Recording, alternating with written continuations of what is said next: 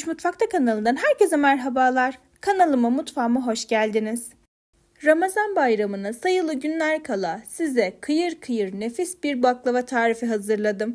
Tarife geçmeden önce kanalıma henüz abone değilseniz abone olarak kanalımın gelişip büyümesine destek olursanız çok sevinirim. Malzeme listesine açıklamalar kısmından ulaşabilirsiniz. Baklavanın hamurunu yaparak tarife başlayalım. Karıştırma kabına 2 adet yumurta, 1 çay bardağı yoğurt, 1 çay bardağı su, 1 çay bardağı sıvı yağ, sirke, 1 çimdik tuzu ekleyip karıştıralım.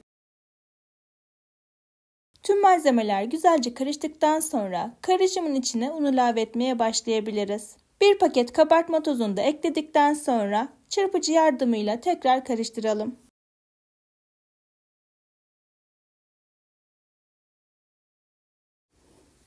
Ben toplamda 5 su bardağı un kullandım. Kullandığınız yumurtanın boyutuna, yoğurdun kıvamına bağlı olarak un miktarında biraz değişiklikler olabilir. Yumuşak kıvamlı hamur elde edene kadar un ilavesi yapabilirsiniz. 4 su bardağı unu hamura ekledikten sonra 5. bardağı kontrollü bir şekilde ekledim. Tezgah üzerine biraz un serperek hamuru tezgah üzerinde güzelce toparlayıp yoğurmaya başladım. Hamuru ne kadar güzel yoğurursanız o kadar rahat açarsınız.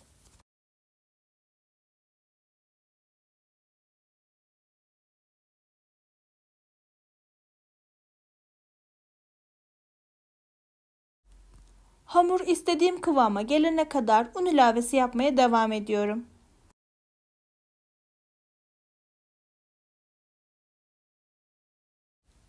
Yumuşak kıvamlı hamuru elde ettikten sonra hamuru bezelere ayırabiliriz.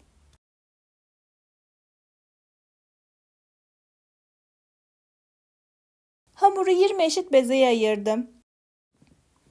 Beze sayısının herhangi bir önemi yok. Kullandığınız tepsinin boyutuna göre ya da hamuru nasıl rahat açabiliyorsanız o boyutlarda beze sayısını ayırabilirsiniz. Bezeleri tezgah üzerinde toparladıktan sonra elimde yuvarlayarak şekil veriyorum. Kamerada hamuru açarken daha güzel görünebilmesi için ben beze boyutlarını biraz küçük tuttum. Siz beze sayılarını azaltarak beze boyutlarını büyütebilirsiniz. Tüm bezelere şekil verdikten sonra bezeleri tabanını un serptiğim tabağın içine yerleştirdim. Hamurların üzerine hava almayacak şekilde streç filmle örterek yarım saat kadar dinlendirdim.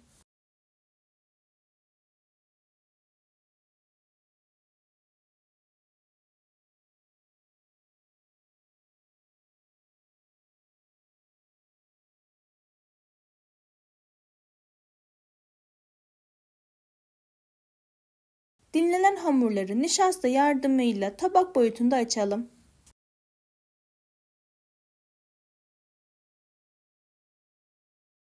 Ben hamurları açarken buğday nişastası kullandım. Dilerseniz mısır nişastası da kullanabilirsiniz.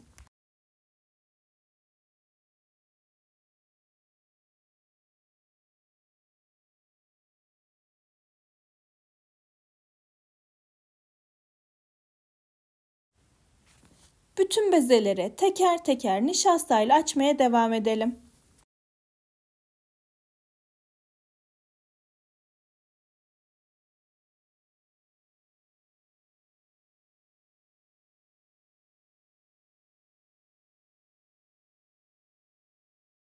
Hamurların hepsini tabak boyutunda açtıktan sonra aralarına streç film sererek üst üste dizelim.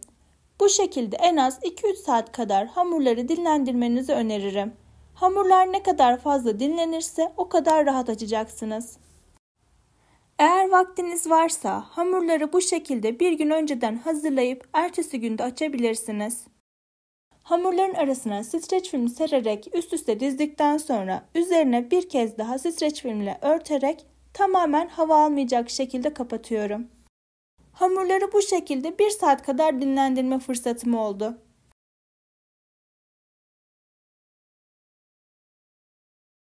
Hamurları açarken yine nişasta kullandım.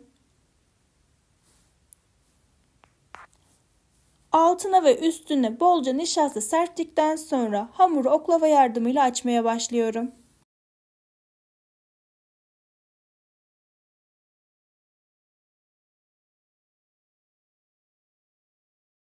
Hamurun yapısı o kadar güzel ki hiç yorulmadan çok rahat bir şekilde açacaksınız.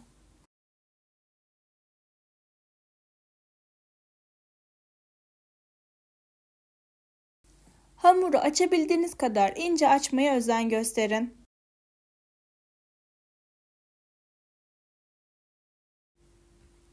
Hamuru incecik açtıktan sonra artık şekil verme aşamasına geçebiliriz. Açtığımız baklava yufkasını tekrar oklavaya saralım. Hamurun iki ucundan tutarak orta kısma doğru itekleyip hamuru büzelim. Hamuru dikkatli bir şekilde yırtılmadan oklavadan çıkaralım. Yufkanın büzgülerini düzelttikten sonra orta kısma gelecek şekilde ince çekilmiş ceviz ekledim. Dilerseniz Antep fıstığı ya da fındıklı da yapabilirsiniz. Videoda gördüğünüz gibi hamuru dikkatli bir şekilde rulo şeklinde sararak şeklini verelim.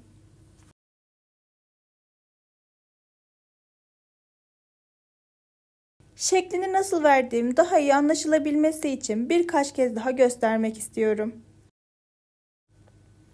Hamuru oklava üzerinde büzdükten sonra açmakta zorlanırsanız büzgülerini biraz genişletebilirsiniz. Böylelikle çok daha rahat bir şekilde hamuru oklavadan ayırabilirsiniz.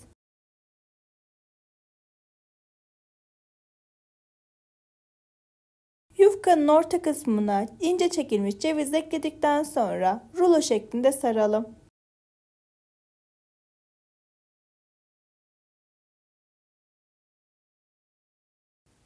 Şekil verme aşamasını son kez hızlı bir şekilde göstermek istiyorum.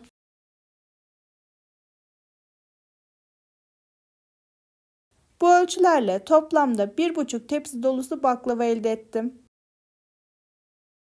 Bıçak ya da hamur kesme aletiyle hamuru dilimlere ayıralım.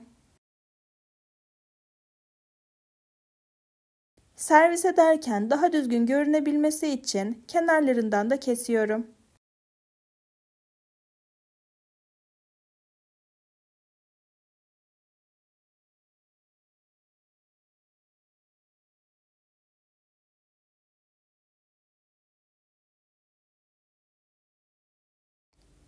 Baklavanın üzerine dökeceğim tereyağını eritip üzerinde oluşan köpükleri alıyorum.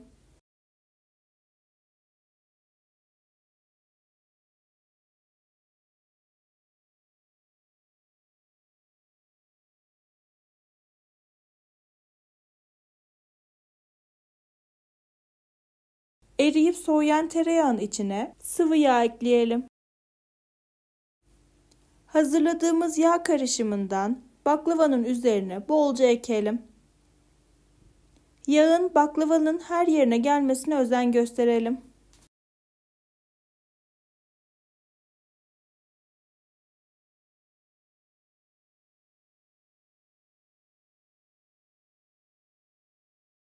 Önceden ısıtılmış 180 derecelik fırında üzerleri güzelce kızarana kadar pişirelim.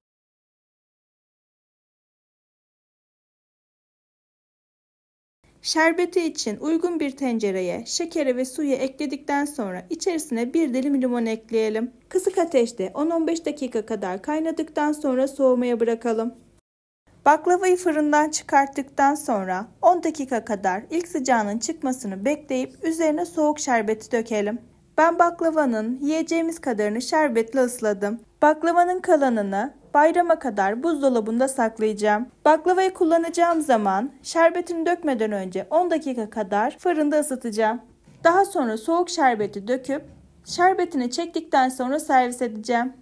Kıyır kıyır çok lezzetli bir baklava oldu. Mutlaka denemenizi tavsiye ederim. Bu tarifle korkusuzca baklavalarınızı hazırlayabilirsiniz. Eğer tarifimi denerseniz Instagram üzerinden fotoğraflarınızı bekliyorum. Bir tarifin daha sonuna geldik.